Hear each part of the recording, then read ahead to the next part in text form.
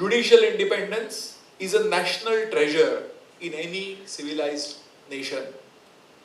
Therefore, it is the responsibility of the people to do everything within their means to see that no one plunders this national treasure. All the stakeholders, like lawyers, judges, legislators, bureaucracy, the executive governments, must nurture and preserve this treasure. Friends, judicial independence is not only about speaking truth to power. Judicial independence is not only about freedom from government or executive pressures.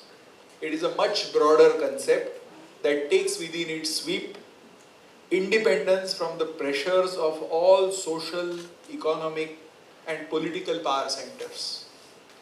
We cite judgments from English courts, we cite judgments from American courts.